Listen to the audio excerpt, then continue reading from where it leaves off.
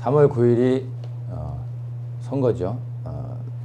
다들 이번 선거가 대한민국의 운명을 결정짓는 선거로들 생각하고 또 많이들 기도하고 또 긴장하고 있는 것 같습니다. 그래서 제가 선거에 앞서서 말씀을 좀 나눠야 되지 않나 하는 부담감을 좀 가지고 있었는데 솔직히 뭐 딱히 나눌 말씀은 없더라고요. 그래서 뭐 어거지로 나눌 수 있는 것도 아니고, 그래서 마태복음을 좀 계속 준비하면서 주님께서 말씀을 주시면 나눠야지 하는 생각을 했는데 좀 한편으로 좀 부담이 좀 있었어요. 그런데 지난 금요 기도회 때 이제 기도하는데 심야 요한에 대한 감동을 주시면서 그 말씀을 좀 나누라는 감동을 주셔서 오늘 좀 선거 얘기와 비롯해서 선거 얘기하려고 하는 건 아니고 지금 우리 대한민국에 처해 있는 이제 상황들을 조금 더 큰 시각으로 좀 보면서 우리가 기도의 방향을 좀 잡았으면 좋겠다는 생각이 들어서 오늘 그 부분에 대해서 말씀을 좀 나누도록 하겠습니다. 계속해서 이제 나라 민족을 위해 기도하셨던 분들은 이제 3월 9일의 선거가 얼마나 중요한지들 뭐 다 알고 있을 겁니다. 저는 이제 뭐 뉴스를 잘 안 봐서 모르겠지만 지금의 흐름으로는 뭐 윤석열이 거의 뭐 되지 않을까 하는 이제 그런 이야기들을 많이 하는 것 같아요.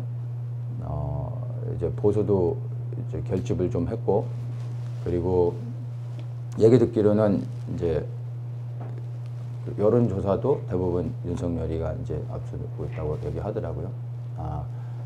무엇보다도 제가 보면은 지난 5년 동안에 이 문재인 정권의 실체를 온몸으로 체감했던 사람들, 중도층에 있는 많은 사람들이 이제 정권 교체의 필요성을 인식하고 이제 좀 돌아서고 있는 게 아닌가, 뭐 그런 것들도 큰 영향이 있지 않나 생각을 합니다. 그래서 지금 현재 흐름으로는 이제 보수가 정권을 다시 잡지 않을까, 다들 이렇게 상식선에서 예측을 하고 있습니다. 그런데 그렇지 않을 가능성이 상당히 큰 것 같아요. 이제 부정선거의 가능성들이 좀 높아지고 있죠. 그리고 미국을 우리가 보면은 이제 트럼프 때도 많이 기도했었지만은 트럼프도 부정선거의 가능성들을 미리 예측하고 나름 준비를 했었지만 결국에 그 벽을 넘지 못했습니다. 그래서 다 아시는 분들은 아시지만 사실은 바이든의 부정선거를 통해서 바이든이 당선이 됐고, 아무리 많은 증거가 있어도 사실은 그것들은 아무런 이제 효력을 발휘하지 못했습니다. 그래서 미국의 악몽이 한국에 일어나지 않을까 하는 생각을 하게 됩니다. 왜냐하면 박근혜 대통령이 탄핵된 이후로부터 조기 선거도 그렇고 4.15 총선도 그렇고 사실 부정선거에 대한 여러 가지 정황들이 너무나 많았죠. 그리고 거기에 대한 소송도 지금도 계류 중이에요. 근데 심의조차 하지 않고 있는 상태고, 4.15 같은 경우에는 명백한 부정선거의 증거들을 너무나 많이 가지고 있지만 여전히 언론에 이제 덮여 있는 상태입니다. 그런데 이번에도 그럴 가능성들이 너무나 높습니다. 왜냐하면 탄핵 때부터 부정선거를 저질렀는데 사실은 그때부터 해서 그 지금까지 이어오면서 너무나 많은 그 범죄들을 저질러서 이게 정권이 바뀌면 단순히 한 번에 그 정권을 잃어버리는 그런 차원이 아니라 사실은 그걸로 인해서 앞으로 굉장히 앞으로 굉장하게 그 정권이 바뀌게 되면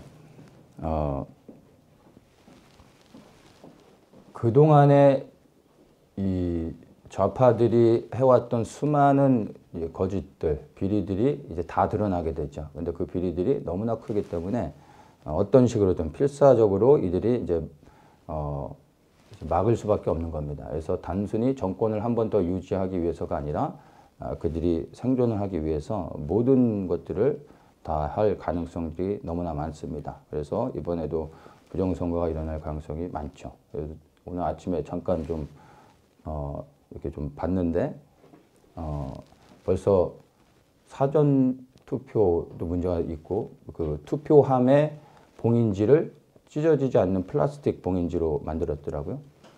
투표함의 봉인지는 종이로 만들어야죠. 그리고 붙여놓으면 누가 띄었을 때 찢어져서 이게 부정선거할 수 없도록 그렇게 이제 종이로 만들어야 사람들이 그걸 뜯지 못하는데 100번을 뜯어도 조금도 훼손되지 않는 거를 봉인지라고 만들었어요. 그래서 상식적으로 생각할 때 멍청한 사람이 만들었던가 아니면은 의도적으로 부정선거를 계획해서 만들었던가 둘 중에 하나겠죠. 그렇죠?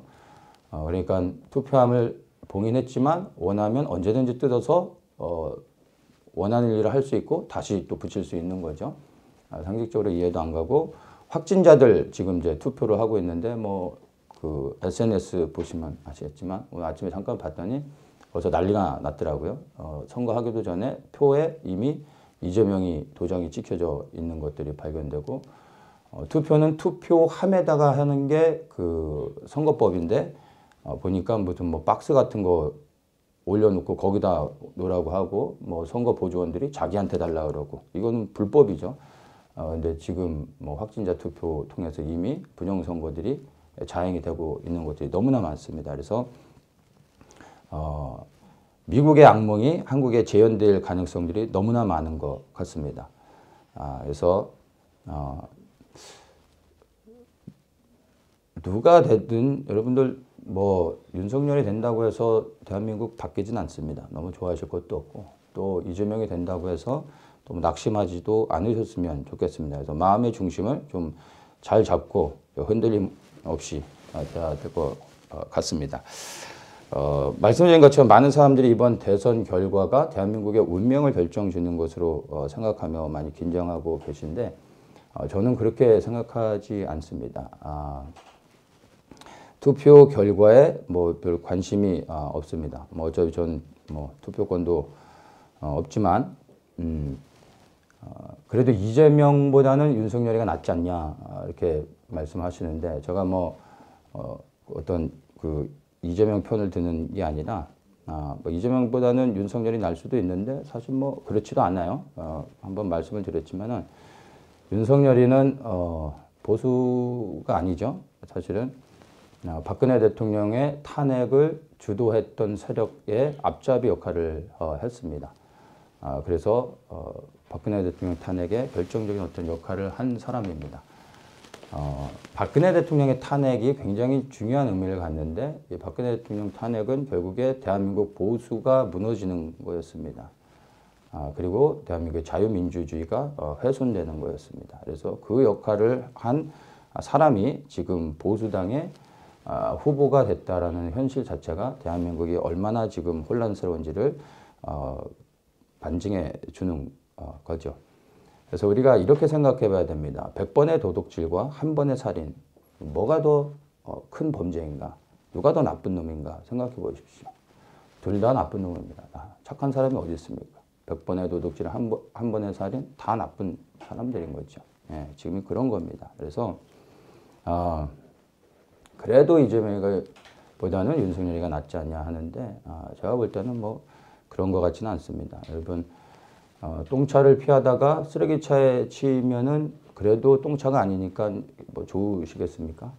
차에 치이는 거는 피차 일반입니다. 근데 지금 대한민국의 상황이 전혀 차이가 없어요. 그런 상황인 겁니다. 누가 대통령이 되든 사실은 대한민국의 현실이 바뀌어지지는 않을 것 같습니다. 그래서 우리는 지금 대통령 선거에만 집중하고 있는데 지금 이 국내 현안 안에서 우리가 좁은 시각으로 봐서는 안 되고 이 대한민국을 제대로 이해하기 위해서는 좀 더 넓은 시각으로 국제 정세 안에서 지금 어떤 일들이 일어나고 있는지를 바르게 분별해 보아야 이 대한민국의 상황들이 어떤지 그리고 어떤 흐름으로 가게 될지 이 대한민국의 운명이 어떻게 되어질지를 우리가 조금 알 수 있습니다. 그래서 우리가 한국의 역사를 좀 봐야 되는데 한국은 외세의 침략을 끊임없이 받아왔습니다. 여러 가지 이유가 있었죠. 어쨌든 그런데 우리 대한민국 스스로가 운명을 결정한 적은 별로 없었습니다. 늘 강대국들의 결정이 대한민국의 운명을 만들어 왔던 것이 사실입니다. 그래서 오늘날의 대한민국도 사실 우리 대한민국이 열심히 노력했기 때문에 오늘의 대한민국을 이룰 수 있었던 게 결코 아니라는 걸 우리가 다 알지 않습니까? 물론 우리 대한민국 국민들이 근면성실해서 열심히 노력한 것도 있었지만 우리만의 노력으로 오늘의 대한민국을 절대 이룰 수 없었습니다.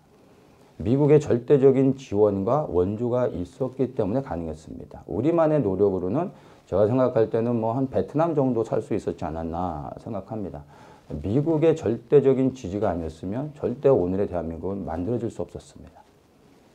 그래서 우리가 이제 그런 것들을 좀 생각을 해봐야 됩니다. 그래서 단순히 우파 대통령 하나 세웠다고 해서 대한민국의 지금의 상황이 바뀌지 않습니다. 그리고 저는 또 우파도 아니고 그래서 뭐 혼란스럽죠. 이렇게밖에 얘기할 수 없는 것들이 저도 참 답답하지만 그러나 우리가 분명히 현실을 좀 바르게 좀 보아야 합니다. 그래서 지금 현재 돌아가고 있는 그 국제 정세 속에서 우리가 대한민국의 지금 상황들을 좀 보아야 하는데 뭐 러시아와 지금 우크라이나 전쟁이 지금 진행되고 있는데 이걸 통해서 우리가 지금의 대한민국의 현실을 조금 예측해 볼 수가 있습니다. 지금 언론에서는 러시아가 그 우크라이나를 침략을 해서 굉장히 전 세계적으로 비난을 하고 있습니다. 비난받아 마땅한 일이긴 하죠. 그런데 우리가 이 부분을 조금 더 냉정하게 보셔야 됩니다. 단순히 푸틴을 전쟁광으로 비난하고 그리고 이 전쟁을 일으킨 러시아가 나쁜 나라다 뭐 이런 식의 접근은 조금 우리가 좀 피해야 합니다. 그리고 좀 냉정하게 한 나라와 한 나라의 이 상황 가운데서 제3자 입장에서 좀 냉정하게 좀 볼 수 있어야 됩니다. 그래서 국제사회의 사실 이슈는 그렇게 우리가 생각하는 것처럼 쉽게 단순하게 흘러가는 것은 아닙니다. 제가 러시아의 그 침략을 정당화시키려고 하는 게 전혀 아닙니다. 근데 제3자의 입장에서 우리가 러시아가 왜 전쟁을 일으킬 수밖에 없었는지를 냉정하게 보면은 지금의 이제 흐름들을 좀 알 수가 있습니다. 사실 러시아가 전쟁을 일으킨 건 예정된 일이었습니다. 그리고 그렇게 일어날 수밖에 없었습니다. 왜냐하면 지금 이제 우크라이나가 EU에 가입을 하려고 하고 있죠. 러시아는 그것을 필사적으로 막으려고 합니다. 근데 우크라이나가 그 EU에 가입을 하게 되면 무슨 일이 일어나냐면 나중에 그 다음에 일어나는 일이 뭐냐면 나토에 가입을 하게 됩니다. 그건 순서입니다. EU는 유럽의 경제동맹입니다. 그런데 나토는 군사동맹입니다. 목적은 나토에 가입하는 겁니다. 나토에 가입을 하게 되면 우크라이나에 미군이 주둔하게 됩니다. 이 나토의 그 주된 국가들, 리드하는 국가들이 미국, 영국, 프랑스입니다. 나토는 사실 미국 군대나 마찬가지입니다. 그러면 우크라이나가 나토에 가입을 하게 되면 미국 군대가 우크라이나에 이제 주둔을 하게 됩니다. 그러면 무슨 일이 발생하게 되면 러시아와 우크라이나가 경계선을 맞대고서 미군과 러시아가 이제 서로 마주보게 되는 겁니다. 이거는 러시아에게 있어서는 도발을 할 수밖에 없는, 전쟁을 할 수밖에 없는 상황을 만들어 가는 겁니다. 그렇죠. 위쪽에 이제 에스토니아, 뭐 라투냐 이런 나라들은 이미 나토에 가입됐지만 나라가 조그맣고 그 러시아 영토에 접해져 있는 부분이 작습니다. 그런데 우크라이나는 러시아의 중앙이 완전히 비게 되는 겁니다. 이건 러시아는 당연히 우크라이나를 침략할 수밖에 없는 겁니다.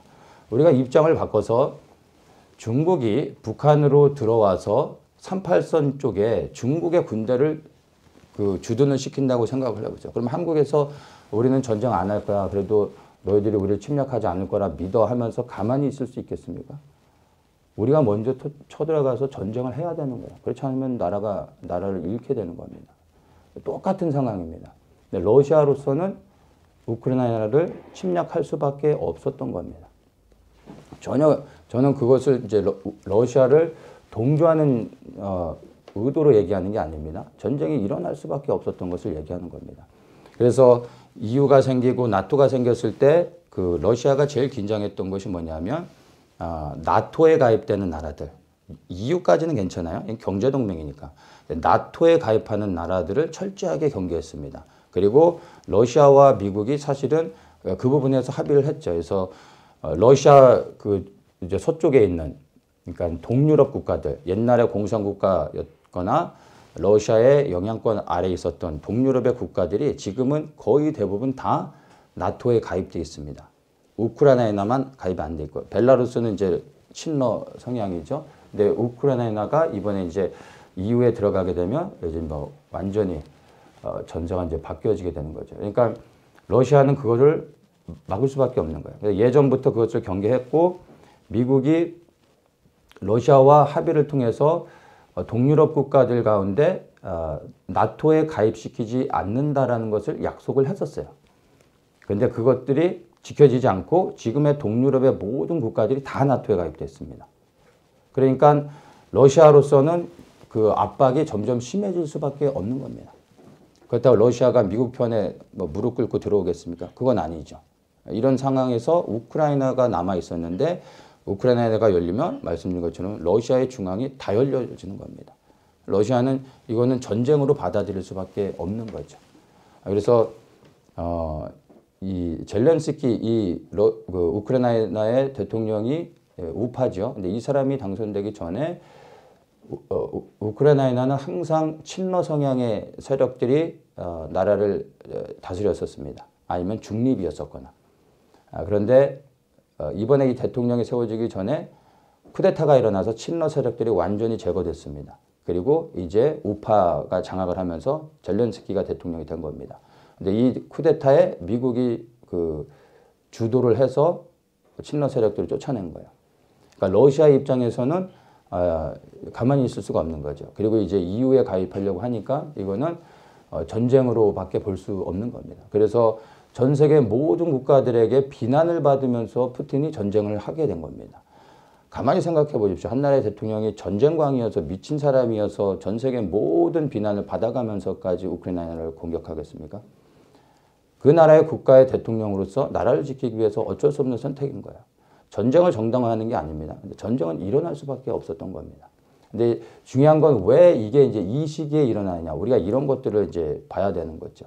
그래서 이 전쟁은 사실은 국제 정세를 아는 이제 사람들과 유럽에서는 이미 이러한 흐름으로 가면 언제 어느 시점이 문제이지 결국엔 전쟁이 일어날 수밖에 없었다라는 것을 사실은 다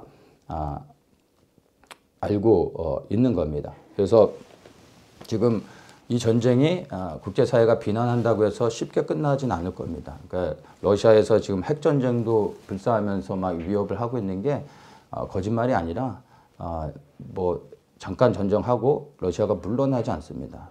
우크라이나를 빼앗기면 러시아는 무너지게 됩니다. 미국과 맞대기 때문에. 그래서 이제 핵전쟁도 불사하는데 핵전쟁이 일어날 가능성 충분히 있습니다. 우리는 아무도 모릅니다. 그래서 이 전쟁이 어떻게 흘러갈지는 어느 누구도 알 수 없고요. 우리 하나님만 아시는 겁니다. 그래서 결코 이 전쟁이 곧 있으면 끝날 쉬운 전쟁으로 생각하지 마셔야 됩니다. 물론 하나님이 막으시면 또 막으실 수도 있겠지만 우리가 이제 이 러시아와 우크라이나의 전쟁이 어떤 흐름으로 가게 될지를 우리가 기도하면서 잘 보아야 됩니다. 그래서 전쟁이 빨리 끝나게 해달라는 기도가 아니라 이 흐름 안에서 하나님이 어떤 일을 행하고 계신지 우리가 잘 보아야 그 다음에 대한민국에 어떤 일이 일어나게 될지도 우리가 좀 예측해 볼 수가 있습니다. 러시아와 우크라이나의 전쟁이 일어났는데 사실 이 전쟁의 배경에는 또 다른 것들이 있습니다. 세계를 통치하는 이제 세계를 통제하는 글로벌 세력들이 크게는 두 가지로 나누는데 금융 세력하고 군산 세력이 있습니다.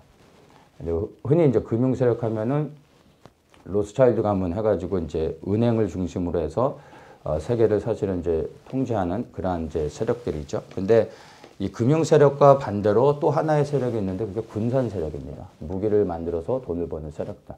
우리가 보면 둘 다 나쁜 놈들이고 그냥 같은 편인 것 같지만 이 사람들 입장에서는 같은 편은 아닙니다.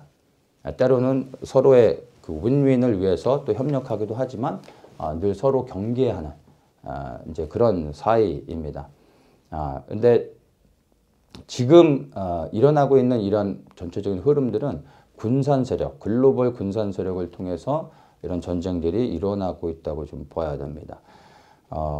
금융 세력은 뭐 많이 들어서 아실 거고, 그리고 지금 이 금융 세력들이 전 세계를 장악하고 있는 것으로 알고 있지만 꼭 그렇지만은 않습니다. 항상 경쟁하는 세력이 이 군산 세력인데 1차 세계대전과 2차 세계대전 때 이 군산 세력들이 엄청나게 돈을 벌었습니다. 또 로스차일드 가문도 세계대전, 두 번의 세계대전을 통해서 엄청난 돈을 벌었죠. 그 히틀러한테도 군자금을 대주면서 돈을 엄청 벌었고, 영국에도 또 돈을 대주면서 엄청나게 돈을 벌었습니다. 근데 이때 또 군산 세력들도 마찬가지 세력을 키웠습니다. 근데 지금 군산 세력이 이제 자기들이 이제 뭐 그냥 심플하게 보면은 군산 세력은 무기를 팔아야 돈을 버니까 전쟁이 끊임없이 일어나야 됩니다. 그래서 전쟁을 계속해서 일으키죠. 근데 이 세력들은 나라를 그 금융 세력과 마찬가지로 그 나라의 그 지도자들을 뒤에서 이제 조종을 하는 겁니다. 그래서 이 군산 세력들이 계속해서 이제 2차 세계대전 이후로부터 크고 작은 전쟁들이 계속해서 멈추지 않았었습니다. 근데 이 뒤에는 어떤 세력이냐면은 단순히 글로벌 세력이 아니라 군산 세력들이 있었기 때문입니다. 그래서 전쟁이 일어나야 돈을 많이 벌죠. 무기를 그 나라에서 어떤 나라에서 많이 샀다고 해서 그 돈을 버는 게 아니라 이 무기를 소비해야 되죠. 그래야 계속해서 이제 그 무기를 재생산해서 돈을 벌 수가 있는데, 그 나라가 무기를 사고서 조금 그 훈련하면서 소비하는 정도로는 돈을 못 법니다. 전쟁이 한번 나줘야 엄청난 무기가 이제 그 생산되면서 그때 돈을 엄청 버는데, 얼마나 버는지는 우리가 알 수가 없습니다. 근데 우리가 상상할 수 없는 천문학적인 돈을 벌게 됩니다. 전쟁이 한번 일어나게 되면은. 그래서 전쟁이 일어나면 경제가 망가져서 금융이 다 붕괴됐죠. 그럼 은행들은 파산해서 금융 세력들이 돈을 잃을 것 같지만, 그것은 이제 외형적으로 보면은 각 나라의 은행들이 무너지게 되면 금융권들이 손해를 보는 것 같지만, 그 뒤에서 모든 걸 조절하는 글로벌 금융 세력들은 손해를 보는 게 아니라 경제가 무너질수록 이들은 돈을 더 벌게 됩니다. 각 나라의 큰 은행들을 다 자기들이 이제 소유하게 되는 겁니다. 그러면서 다시 이제 재편을 하게 되죠. 그래서 전쟁이 나면 군산 세력과 금융 세력들이 사실은 이제 같이 윈윈하는 그러한 흐름입니다. 그래서 지금 이 러시아와 우크라이나의 전쟁도 금융 세력들이 뒤에서 조종하고 있는 그런 것으로 우리가 좀 생각해 볼 필요가 있습니다. 그리고 여기에서 끝나지 않고 이제 앞으로 그 전쟁들이 더욱더 확대되어질 것으로 우리가 좀 예측을 해볼 필요가 있습니다. 물론 이 금융 세력과 군산 세력 뒤에 더 큰 세력으로 본다면 이제 뉴월드 오다가 있겠죠. 그 뒤에는 이제 사탄이 있는 거고, 하나님의 시간에 하나님께서 이런 것들을 지금 허락해 가고 계시다고 볼 수가 있습니다. 그래도 많은 나라들이 지금 전쟁에는 직접 참여하지 않습니다. 군사들을 보내진 않지만 모든 무기들을 우크라이나에 엄청나게 지원해주고 있습니다. 이해가 되십니까? 무기들을 지원하는 건 각 나라의 지도자들이 결정한 것 같지만 그 뒤에는 군산 세력들의 로비가 있는 겁니다. 실제 군인들이 참여하냐 안 하냐 그건 중요하지 않고 무기들을 이제 소비함으로 인해서 이걸로 인해서 군산 세력들이 엄청나게 돈을 법니다. 근데 이것이 한 번의 전쟁으로 끝나지 않고 이제 계속해서 아시아의 다른 지역으로 전쟁들이 이제 확대되어질 가능성들이 굉장히 많습니다. 지금이 이제 그런 흐름에 있다고 우리가 좀 생각을 해 보아야 됩니다. 그래서 앞으로의 모든 국제 정세 그리고 마지막 때 일어나는 모든 일들의 중심은 아시아입니다. 모든 전쟁은 아시아에서 일어날 겁니다. 러시아와 우크라이나의 전쟁도 아시아 전쟁으로 생각하셔야 됩니다. 우크라이나는 전쟁은 우크라이나에서 일어나서 유럽의 전쟁인 것 같지만 전쟁을 일으킨 게 러시아죠. 러시아는 이제 아시아입니다. 그래서 이것도 아시아의 전쟁으로 우리가 생각해 봐야 됩니다. 그래서 계속해서 또 다른 아시아의 전쟁들이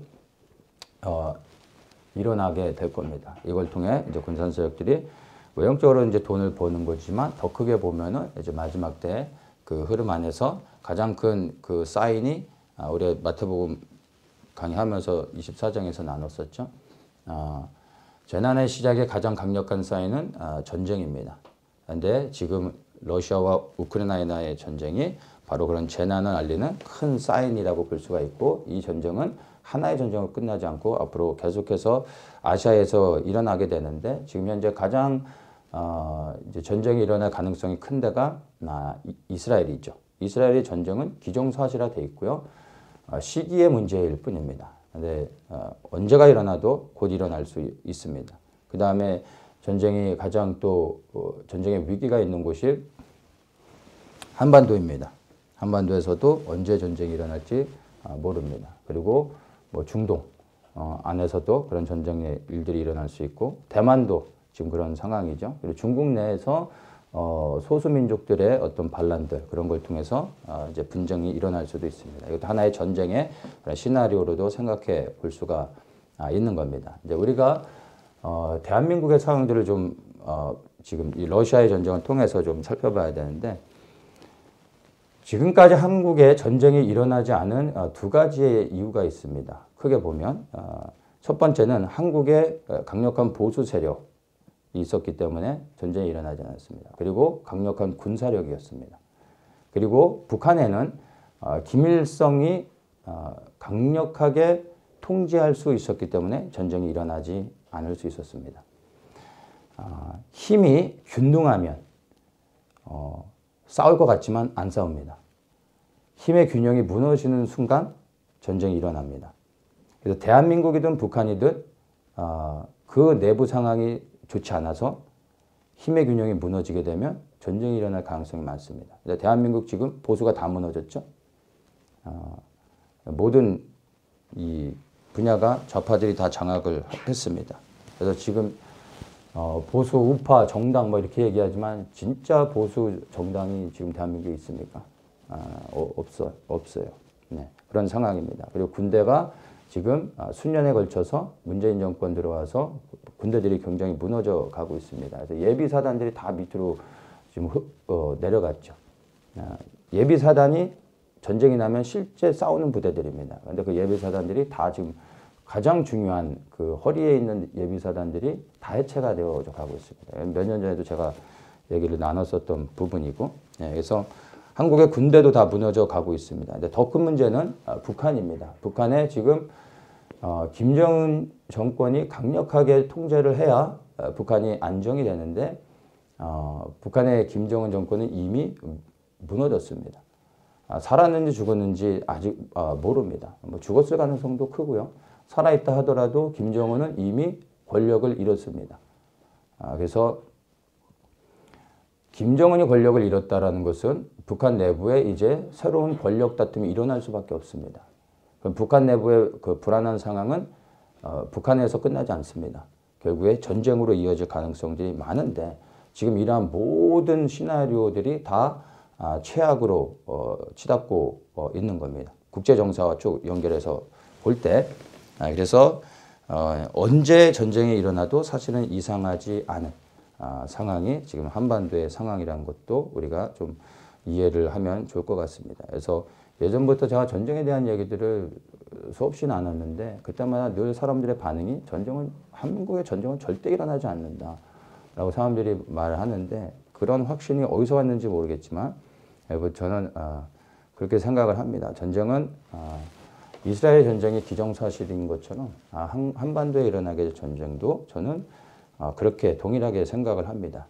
다만 이제 시기의 문제가 있는데, 지금의 이 흐름들을 보면 한반도의 전쟁도 멀지 않았구나, 이런 생각들을 하게 됩니다. 예전에부터 제가 계속해서 그 같은 주제로 끊임없이 얘기했던 내용의 하나가 전쟁이죠. 하도 얘기 많이 해서 이제는 뭐 그런 얘기 지금은 이제 안 하고 있지만, 제가 저 한국 나온 것도 사실은 한국의 전쟁 때문에 들어가라고 하셔서 왔습니다. 그래서 저는 그렇게 준비를 하고 있는 거고, 우리가 이제 그런 부분에서 잘 분별하면서 그래서 깨어 있어야 되는 겁니다. 전쟁이 난다고 해서 어디로 가야 되는지 뭐 여러분 묻지 마십시오. 여기에는 없지만 바깥에 계신 분들이 간혹 자꾸 이제 어디로 가야 되는지 물으시는 분들이 있는데 대답할 길이 없어요. 저도 뭐 어디로 가야 될지 피난길을 알면 제가 뭐 미국에서 계속 살지 여기 들어왔겠습니까? 저도 갈 데가 없습니다. 그래서 혹시 좋은 데 있으시면 저한테도 얘기해 주시고, 중요한 것은 우리가 피난처를 찾는 게 아니라 항상 말씀 나누지만 우리가 언제든지 준비되어 있어야 됩니다. 그래서 우리 그리스도인들의 이 마지막 때의 삶이 어떻게든 생존하고 끝까지 생존하고 조금 더 사는 게 아니라 늘 주님과 동행하는 가운데서 주님께서 부르시면 그냥 가면 되는 겁니다. 뭐 주님 내가 남아서 해야 될 일이 있습니다 하면서 뭐 그럴 필요가 없습니다. 우리가 최선을 다해서 주님을 위해 이 땅에서 살다가 주님 부르시면 그냥 가면 되는 겁니다. 그래서 우리가 항상 준비되어 있어야 됩니다. 언제 주님이 우리를 어떤 방식으로 부르실지 우리는 모르는 겁니다. 그런데 우리 안에 예수 그리스도의 생명이 있다면 우리가 두려워할 일이 뭐가 있습니까? 전쟁을 두려워하는 사람들은 예수님을 믿지만 사실은 그 믿음이 온전하지 못한 거죠. 두려움과 염려가 있기 때문에 피난처를 찾는 겁니다. 물론 뭐 제 안엔 두려움이 없겠습니까? 아니죠. 그 두려움을 우리가 믿음으로 넘어서야 되는 겁니다. 주님을 믿기 때문에 우리는 이 땅에서 죽을 수도 있죠. 우크라이나에서도 얼마나 많은 사람들이 죽어가고 있습니까? 올림픽에 참전했던 사람들이 열흘도 안 돼서 전쟁터에서 싸우다 죽는 소식들을 우리가 접하지 않습니까? 저는 이 우크라이나의 전쟁을 보면서 남의 일로 생각되지 않아요. 정말로. 그래서 그게 여기는 우리의 이야기가 될 수도 있습니다. 혹 우리가 죽는다 할지라도 그게 뭐 우리에게 있어서 억울한 일이 되는 게 절대 아닙니다. 우리가 죽지만 그러나 우리가 하나님 앞에 설 수 있다면, 영원한 생명을 얻어 하나님 나라에 들어갈 수 있다면 여러분 우리는 감사한 겁니다. 그렇지 않습니까? 우리 안에 예수 그리스도가 정말 있다면 여러분 다가오는 일들에 대해서 두려워하지 않으셨으면 좋겠습니다. 그리고 저한테 묻지 마십시오. 저도 갈 데가 없습니다. 그래서 우리가 지금 국제 정세들을 보면서 이 한국의 상황들을 좀 냉정하게 봐야 됩니다. 러시아와 우크라이나의 전쟁이 단순히 그 유럽에서 일어난 전쟁으로 조금 지나면 거기서 전쟁이 끝나겠지. 살기 좋은 세상이 오겠지 생각하시지 마시고 저희가 볼 때는 이게 이제 아시아의 큰 전쟁을 알리는 사인이 아닌가 생각합니다. 그리고 계속해서 또 다른 전쟁들이 일어날 가능성이 있는데 그 가능성들이 이스라엘과 한국에 있습니다. 그래서 올해 일어날 가능성들이 저는 크다고 생각을 합니다. 뭐 이스라엘까지도 좀 잠깐 얘기를 할게요. 지금은 나프탈리 베넷이 그 이스라엘 총리가 되어졌지만 2024년에는 이제 라피드가 이제 총리가 됩니다. 지금 나프탈리 베넷은 벤자민 네타냐후보다 더 강력한 보수주의자입니다. 근데 문제는 그가 연립 정부를 구성한 이 정부가 이스라엘 역사상 그 처음 생겨난 짬뽕 연립국 정부가 됐죠. 그래서 이걸 무지개 연정이라고 하는데 예전에는 보수가 잡으면 보수 정당들이 연합을 해서 정부를 구성했습니다. 좌파가 잡으면 좌파 정당들이 정부를 구성했는데 지금 나프탈리 베넷의 정부는 완전한 짬뽕입니다. 보수와 우파 이런 개념이 아니라 이 아랍 정당의 사람들까지 포함을 시켰습니다. 쉽게 얘기하면 한국의 보수라고 얘기하는 국민의힘이 민주당도 포함을 시키고 저 북한의 공산당까지도 포함을 시켜서 정부를 구성했다고 생각하면 되는 겁니다.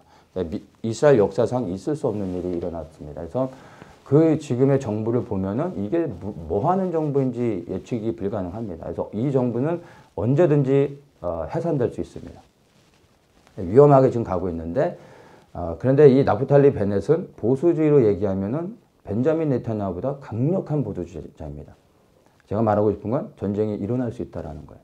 지금의 상황 가운데서. 그래서 이스라엘은 이란이 그 핵을 갖는다는 정보를 입수하는 순간 공격할 수밖에 없습니다. 이스라엘은 늘 자국의 안보를 위해서 늘 선제 공격을 하는 나라입니다.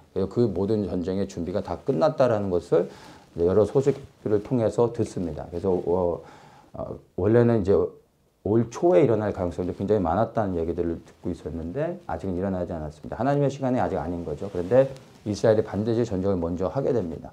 지금 미국이 이란과 핵 합의를 다시 하고 있는데 그 핵 합의는 합의가 아니라 사실은 이란에게 합법적으로 핵을 만들 수 있는 시간을 벌어주는 것밖에 안 돼요.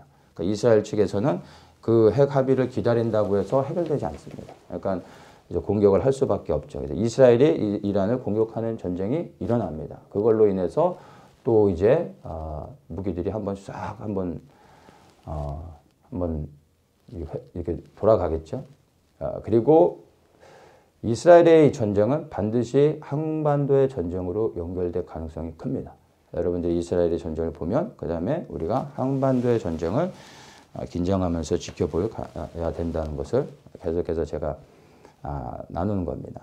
자, 그래서 어쨌든 지금 이런 흐름 안에서 지금 전쟁의 시대로 우리가 접어들었다고 이해를 좀 해야 됩니다. 그래서 지금 대한민국의 대통령이 누가 되느냐가 대한민국의 운명을 좌우하는 게 아닙니다.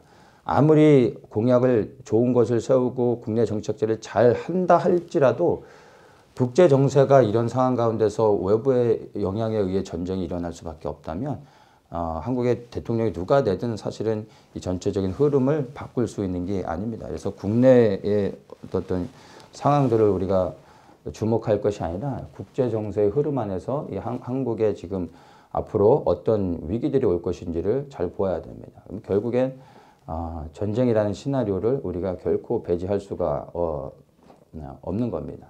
네, 이제 말씀드린 것처럼 북한이 지금 위기 상황 가운데서 만약에 무너지게 되면은 중국이 가만히 있을까요? 북한이 무너진다라는 것은 이제 미국이 북한에 들어가서 이제 중국과 국경을 마주하게 된다는 겁니다. 그것은 중국으로서는 선전포고로 받아들일 수밖에 없는 거예요. 그러면 중국이 가만히 있겠습니까? 절대 가만 안 있죠. 전쟁을 일으킬 수밖에 없는 겁니다. 러시아가 전쟁을 일으켰던 것처럼 국제사회의 모든 비난을 받으면서까지 전쟁을 일으킬 수밖에 없었던 것처럼 중국도 전쟁을 할 수밖에 없게 됩니다. 근데 지금의 북한은 이 상태로 오래 가지 못합니다. 하나님이 지금 붙잡고 계셔서 지금 이런 상태로 가고 있는 거지. 언제든 상황은 바뀔 수 있습니다. 그러면 한반도의 이 소용돌이 안에서 이제 우리가 큰 일들을 보게 될 겁니다. 그래서 모든 게 다 하나님의 시간에 있다는 것을 우리가 분명히 좀 기억을 해야 됩니다. 그러면 이제 북한이라는 완충지대가 없어졌을 때 일어나게 될 큰 일들을 생각하면 참 우리가 정말 기도해야 된다는 것을 생각해야 됩니다. 정리를 좀 하면요. 트럼프가 재선될 줄 알았는데 재선이 되지 않았습니다. 그리고 부정선거를 통해 바이든이 됐습니다. 여기에 대한 의미를 우리가 굉장히 좀 큰 의미를 두고 좀 생각을 해볼 필요가 있습니다. 하나님께서 능력이 없어서 바이든을 되게 하신 게 아니라 불법을 행하는 것을 허용하신 겁니다. 그것은 악을 세우시고 악을 통하여 하나님께서 세상을 심판하시기 위해서 하나님께서 그렇게 허락하셨다라고 우리는 해석할 수밖에 없습니다. 그러면 이 상황을 하나님께서 다시 바꾸셔서 선한 사람이 세워질 수 있도록 해서 세상에 평화가 오게 하느냐? 절대 아니라는 거예요. 앞으로의 세상은 더욱더 악한 자들의 손에 의해서 더욱더 악하게 돌아갈 겁니다. 그러면 세상은 전쟁의 소용돌이로 들어갈 수밖에 없습니다. 이게 마지막 때 일어나는 일들 가운데 가장 큰 사인이요. 24장에서 얘기해 주고 있지 않습니까? 이 흐름을 우리가 바꿀 수 있는 게 아닙니다. 받아들이고 우리가 그 안에서 어떻게 믿음의 사람으로 준비되어야 하는지를 분별해야 되는 겁니다. 그래서 전쟁을 막는 기도를 하지 마십시오. 늘 전쟁에 대한 것들을 기도하면 왜 전쟁 나게 기도하냐고 뭐 하면서 불만을 갖는 분들이 있는데 전쟁을 원해서가 아니라 전쟁은 이 마지막 때 하나님의 뜻을 이루기 위해 하나님이 사용하실 수밖에 없는 과정입니다. 그래서 우리가 그것들을 받아들이고 이런 흐름 안에서 어떻게 하나님의 뜻을 구할 것인가 이거를 우리가 생각을 해야 된다는 것입니다. 그래서 미국의 대통령이 저 악한 바이든이 됐다라는 것은 이제 그 악한 자를 통하여 세상을 혼란스럽게 하고 하나님이 전쟁을 시작하셨다. 세상에 대한 심판이다. 이것으로 우리가 분명히 이해를 해야 됩니다. 그래서 하나님의 심판을 알리는 큰 사인, 전쟁. 러시아와 우크라이나의 전쟁이 바로 우리에게 이제 경고하시며 깨닫게 하시는 큰 사인이라는 것을 여러분 기억하시고, 이게 이제 우리가 곧 경험하게 될, 우리가 반드시 통과할 수밖에 없는 그러한 일들이라는 거를 우리가 좀 생각을 하면 좋겠습니다. 바이든이 대통령이 된 다음에 아시아에서 그 전쟁이 계속 일어나고 있습니다. 2021년 작년에 아프가니스탄에서 전쟁이 일어났죠. 혼란스러워지고 있습니다. 그렇죠? 2022년 2월 지난달 러시아와 우크라이나의 전쟁이 시작됐습니다. 이제 3월입니다. 2022년의 시작입니다. 아직도 시작입니다. 앞으로 무슨 일이 있을까요? 또 다른 전쟁들이 기다리고 있는 겁니다. 말씀드린 것처럼 이스라엘의 전쟁과 한국의 전쟁들. 이스라엘의 전쟁은 2024년 전에 일어날 가능성이 많습니다. 보수가 집권하고 있을 때 전쟁이 일어날 가능성이 많습니다. 그래서 나프탈리 베넷이 이 연정이 4년을 그대로 간다는 것은 어느 누구도 기대하지 않습니다. 그런데 연정이 흩어지기 전에 전쟁을 일으킬 가능성이 많고 2023년 전에 일어나는데, 아마도 저 개인적으로 그냥 뭐 이렇게 큰 의미를 두지는 않지만 올해 일어날 가능성이 굉장히 크다고 저는 생각을 합니다.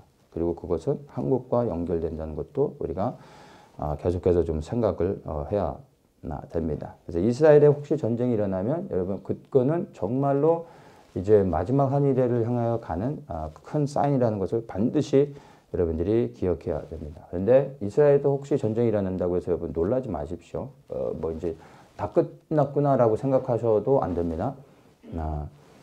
성경에서 말하는 마지막 때의 전쟁은 이스라엘에서 일어나지만 이스라엘이 공격하는, 침략하는 전쟁이 아니라 이스라엘이 공격을 받는 전쟁입니다. 이번에 이스라엘에서 전쟁이 일어나면 이스라엘이 공격하는 전쟁이 될 겁니다. 근데 이스라엘이 어떤 나라들로부터 공격을 받게 되면 그 전쟁이 이제 마지막 전쟁으로 우리가 생각할 수 있습니다. 아직 그런 전쟁이 아니기 때문에 혹시 이스라엘의 전쟁이 일어났다고 해서 여러분 끝이 다 왔구나 하고 놀라거나 그러지 마시고, 더욱더 우리가 마음의 중심을 그리스도께 두며 흔들림 없이 주의 오실 길을 예비하는 사람들이 되어야 할 것입니다.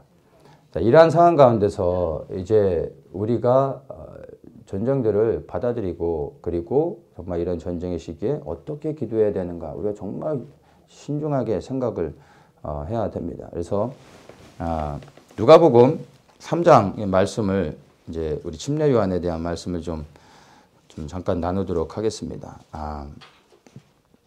대통령이 이 사람이 되게 해주세요, 저 사람이 되게 해주세요, 이런 기도가 아니라 이 대한민국의 그 본질적인 해결 방법은요, 결론을 얘기하면 침례 요한과 같은 사람들이 일어나야 되는 겁니다. 저와 여러분들이 침례 요한의 세대로 일어나야 되고, 온 열방 가운데 침례 요한의 세대들이 일어나야 되는 겁니다. 누가복음 3장 3절에 이렇게 말합니다. 요한이 요단강 부근 각처에 와서 죄사함을 얻게 하는 회개의 세례를 침례를 전파하니, 선지자 이사의 책에 쓴 바 광야에 외친 자의 소리가 있어 가로되 너희는 주의 길을 예비하라, 그의 첩경을 평탄케 하라. 이렇게 말합니다. 침례 요한은 다 아는 것처럼 주의 길을 예비한 구약의 마지막 선지자였습니다. 여러분, 침례 요한을 통해서 주의 다시 오실 길을 예비하는 게 무엇인지를 우리가 배울 수가 있습니다.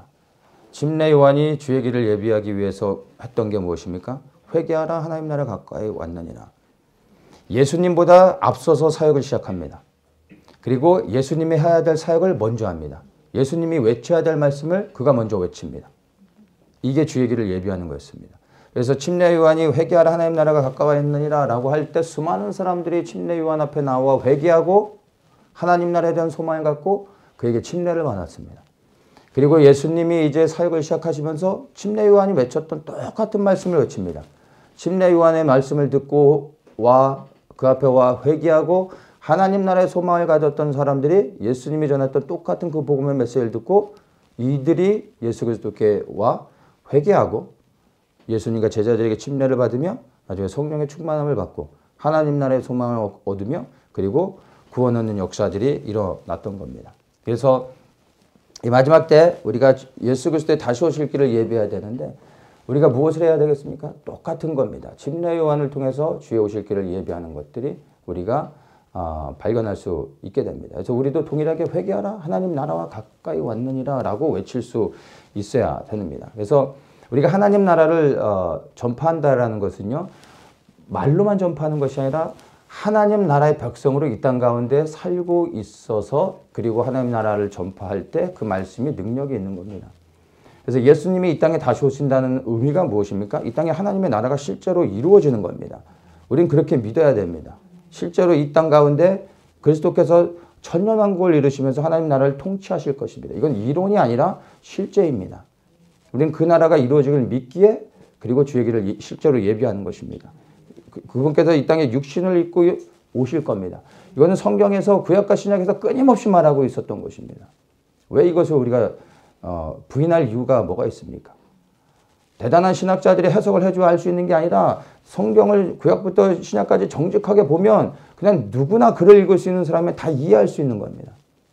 구약부터 끊임없이 말씀하셨던 것이 메시아가 오신다는 거였어요. 그리고 또 다시 오실 거라고 얘기하고 있습니다. 그리고 예수님께서 오셨고 내가 다시 온다고 반드시 다시 올 것이라고 말씀하시고 이제 곧 오신다는 겁니다. 그래서 우리가 정말 주의 오실 길을 예비하는 이 마지막 침례 요한의 세대로 일어나길 원한다면 우리가 이 땅에서 먼저 하나님의 나라가 이루어진 것으로 여기고 이 땅에서 세상의 나라에 굴복하는 것이 아니라 하나님 나라의 백성으로 하나님의 나라의 말씀에 순종하면서 예수 그리스도를 위해 살아야 됩니다. 그래서 우리는 그 믿음을 지키기 위해 세상 나라를 거부하고 그리고 그것으로 인해 받는 핍박들도 당연하게 여겨야 되는 겁니다. 그리고 우리가 이제 하나님 나라를 선포할 때 우리의 선포하는 메시지를 통하여 구원 얻기에 합당한 하나님의 사람들이 돌아와 구원을 얻는 역사들이 일어나게 될 겁니다. 그래서 이 대한민국의 침례 요한의 세대들이 일어나야 되겠지만 대한민국뿐만 아니라 열방 가운데 그리고 이스라엘 가운데 이 침례 요한의 세대들이 일어나 동일하게 회개하라 하나님 나라에 가까이 왔느니라 라는 것을 선포하며 나아가야 된다는 겁니다. 그런데 이 하나님 나라에 대한 메시지를 선포하는 것을 우리가 조금 더 깊게 이해할 필요가 있습니다. 이 마지막 때 그러면 침례 요한의 세대로 일어난다고 했을 때 이 침례 요한의 어떠한 마음으로 우리가 세워지며 외쳐야 되는지를 누가복음 1장 17절에서 이야기해 줍니다. 16절 15절부터 읽으면 이는 저가 주 앞에 큰 자가 되며 포도주나 소주를 마시지 아니하며 모태로부터 성령의 충만함을 입어 이스라엘 자손을 주 곧 저희 하나님께로 많이 돌아오게 하겠음이니라. 저가 또 엘리야의 심령과 능력으로 주 앞에 앞서 가서 아비의 마음을 자식에게 거스리는 자를 의인의 슬기에 돌아오게 하고 주를 위하여 세운 백성을 예비하리라. 여기서 우리가 주목해야 될 게 뭐냐면은 17절에 얘기하고 있는 엘리야의 심령과 능력이라는 겁니다. 단순히 침례 요한과 같이 회개하라 하나님 나라 가까이 왔느니라 이것을 외치는 것이 중요한 게 아니라 침례 요한이 어떠한 심령으로 사역을 했는지를 우리가 잘 이해를 해야 됩니다. 엘리야의 심령으로 주님보다 앞서서 주의 길을 예비했다라는 겁니다. 우리가 이것에 주목을 해야 됩니다. 그러면 침례 요한이 이 엘리야의 심령으로 예수님보다 앞서서 주의 길을 예비하는 자로 살았는데 이 엘리야의 심령이 무엇인지 우리가 바르게 이해하면 이제 이 마지막 시대 침례 요한의 세대로 일어날 수 있게 됩니다. 열왕기상 18장을 보면은 이제 엘리야가 이제 북이스라엘의 아합 앞에 가서 바알과 아세라 선지자들 850명과 맞서서 갈멜산에서 누가 진짜 이스라엘의 하나님인지 우리가 대결하자 하는 이 갈멜산의 사건이 기록되어 있습니다. 북이스라엘은 하나님의 나라고 하나님을 섬기는 백성들입니다. 그런데 아합을 중심으로 해서 북이스라엘이 하나님을 버리고 바알을 섬겼습니다. 뭐 이방 나라가 아니라 이스라엘이 하나님이 아닌 바알을 하나님으로 섬겼습니다. 하나님이 보셨을 때 마음이 어떠셨겠습니까? 엘리야 외에는 모든 사람들이 아합을 중심으로 해서 모든 백성들이 바알을 하나님으로 섬기고 있었다는 겁니다. 엘리야가 이것을 참을 수 없었습니다. 그래서 엘리야가 이제 대결을 하자고 하죠. 야, 우리가 갈멜산에서 번제단을 세우고서 여기에 불이 떨어지게 해서 진짜 누구의 하나님이 진짜 하나님인지 보자. 그래서 이 제단에 불이 떨어지게 하는 그 하나님이 진짜 하나님이다. 이 대결을 하게 하죠. 근데 사실은 이게 단순히 누가 진짜 하나님인지 대결하자 하는 그런 수준의 이야기가 사실은 아닙니다. 거기에 더 큰 의미가 담겨져 있습니다. 이제 엘리야가 이렇게 해서 갈멜산에 백성들을 다 모으죠. 그러면서 21절에 이제 아합 왕도 와 있고 그리고 이방의 모든 선지자들이 다 모여 있고 거기를 북이스라엘의 모든 백성들이 다 둘러서 있습니다. 그런데 이제 엘리야가 백성들 앞에서 이렇게 얘기합니다. 너희가 어느 때까지 두 사이에서 머뭇머뭇 하려느냐? 여호와가 만일 하나님이면 그를 쫓고 바알이 만일 하나님이면 그를 쫓을지니라. 백성이 아무 말도 대답하지 못했다고 합니다. 바알도 섬겼고 하나님도 섬겼던 이 이스라엘 백성들의 음란함. 이제 엘리야가 피를 토하는 심정으로 말하는 겁니다. 어느 때까지 너희들이 저기 왔다 갔다 할 것이냐.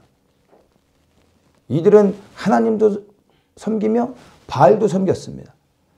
그러나 바알을 섬기지만 하나님께도 제사를 드리기 때문에 우리는 하나님을 섬긴다라고 착각했던 겁니다. 엘리야는 이걸 용납할 수가 없었던 거예요. 이제 너희가 바알이 하나님이라 믿으면 바알을 섬겨라.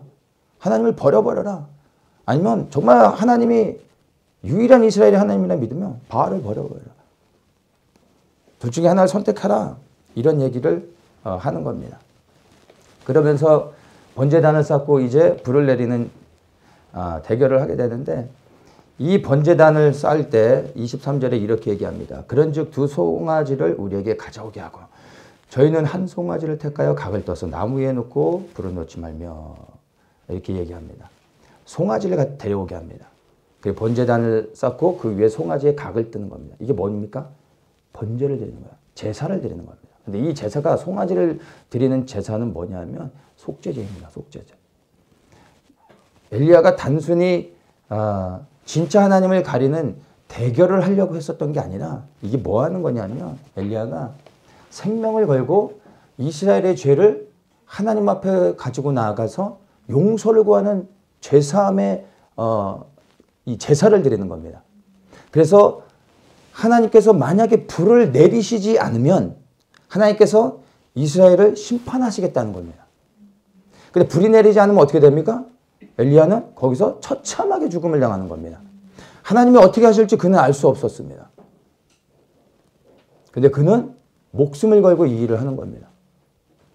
여러분 생각해 보십시오. 북한에 김정은이한테 가서 김일성이 하나님이냐 아니면 이스라엘의 여호와 하나님이 하나님이냐 우리가 대결하자 이렇게 하는 거하고 똑같은 겁니다. 이걸 누가 감히 할 수 있겠어요? 목숨을 걸지 않으면 못하는 겁니다. 하나님께서 불을 내려주실지 아닐지 모르는 거예요. 불을 내려주시지 않는다는 것은 내가 이스라엘의 죄가 너무나 커서 내가 용서해 줄 수 없다라는 거예요. 처절하게 죽음을 당하는 겁니다. 그의 운명이 어떻게 될지 그는 알 수 없었습니다. 그러나 이 하나님을 떠나 있는 이스라엘의 죄악을 더 이상 참아볼 수 없어서 하나님 앞에 나아가서 그가 자기의 목숨을 담보로 이스라엘의 죄를 회개하기 위하여 자기의 목숨을 걸고 하나님 앞에 용서를 구하는 겁니다. 나를 죽이시든지 아니면 우리 민족을 살려주시든지 하나님 앞에 목숨을 걸고 나아가는 겁니다. 그리고 이방 제사장들이 바알에게 구하죠. 불이 내려오지 않습니다. 그리고 이제 엘리야의 차례가 됐습니다. 엘리야가 하나님 앞에 기도하기 전에 혹시라도 너무 날씨가 뜨거워서 불이 저절로 붙은 거 아니냐 막 이렇게 또 변명할까 봐 이 번제단에다가 물을 붓게 합니다. 물을. 그래서 사람이 인위적으로 번제단에 불을 붙여도 이제는 불을 붙을 수 없는 상황으로 만들어버리는 겁니다. 그래서 오직 하나님이 태우지 않으면 태워질 수 없는 상황으로 가는 겁니다.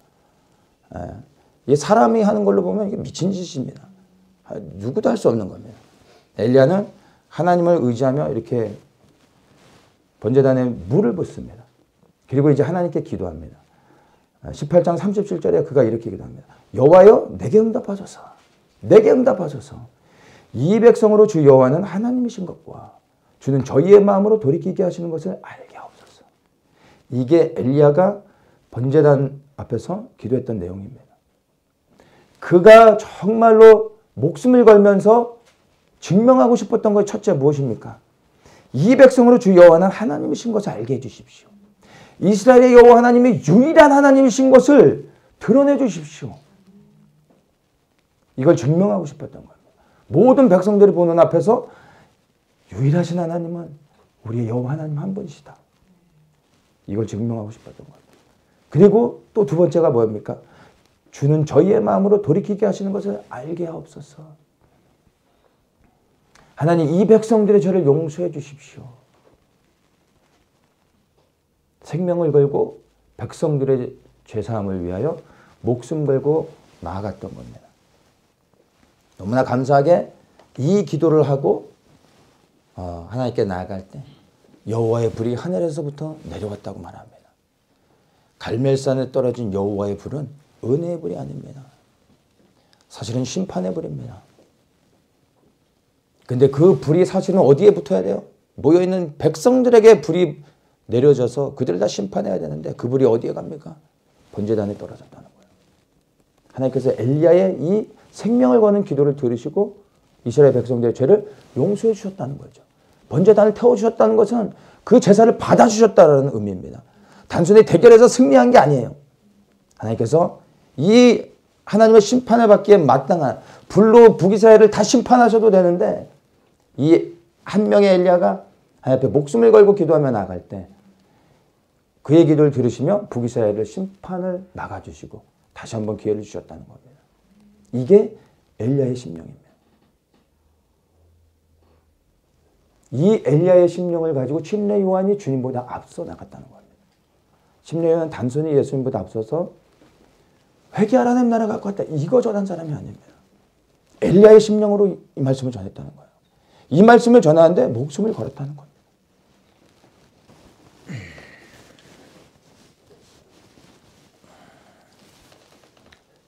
대한민국의 희망은 대통령 선거에 없습니다. 정치인들이 바꿀 수 있는 게 아닙니다. 정책으로 바뀌어지는 게 아닙니다.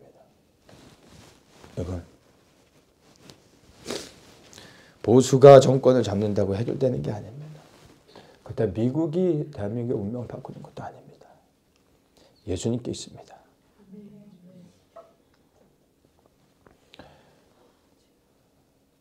우리가 엘리야의 심령을 가지고 침례 요한과 같이 생명을 걸고 일어나야 된다는 겁니다. 단순히 회개하라 하나님 나라 가까이 왔느니라 마지막 때를 전하는 게 침례 요한이 아닙니다. 이 엘리야의 심령을 가져야 된다는 겁니다.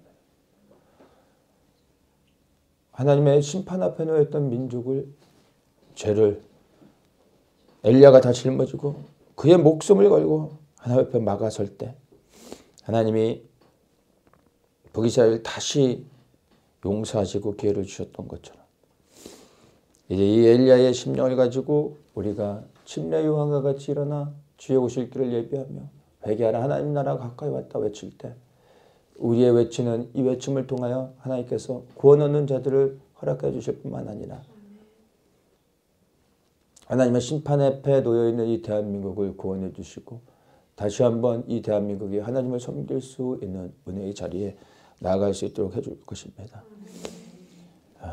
중요한 건 여러분 엘리야의 심령으로 정말 이 대한민국은 오직 하나님만이 구원하실 수 있습니다. 이 대한민국의 주인이 오직 우리 예수 그리스도입니다. 라는 고백으로 엘리야의 심령으로 이 나라 민족을 파수해야 됩니다. 그 심령으로 우리가 침례 요한과 같이 주의 오실 길을 예비해야 됩니다. 그럴 때 우리의 전파하는 이 말씀을 통하여 구원 얻는 자들을 허락해 주실 것이고 이 대한민국을 다시 한번 세우시고 이 민족을 향한 주님의 부르심을 끝까지 감당할 수 있도록 해주실 겁니다. 여러분, 우리가 정말 그리스도께 속해 있다면 이 전쟁의 때 우리가 어떻게 살 것인가, 이것이 우리의 관심사가 아니라 내게 정말 엘리야의 심령이 있는가, 나 이 엘리야의 심령으로 이 땅을 막아서면 하나님 앞에 생명 걸고 나아갈 수 있는가. 하나님은 이러한 사람들을 찾고 계십니다. 이러한 사람들이 있다면 하나님이 기뻐하실 거고 이 땅의 죄악도 북이스라엘 용서해 주셨던 것처럼 다시 한번 용서해 주시고 이 대한민국을 통해 하나님의 뜻을 이루실 줄 믿습니다. 그러한 사람들을 찾고 계신 줄을 믿습니다. 여러분, 우리가 주의 길을 예비한다는 것이 무엇인지를 다시 한번 생각하며 아마 이 마지막 시대 가운데 침례 요한의 세대로 일어났으면 좋겠습니다. 엘리야의 심령이 우리 각 사람 가운데 부어졌으면 좋겠습니다. 기도하겠습니다. 하나님,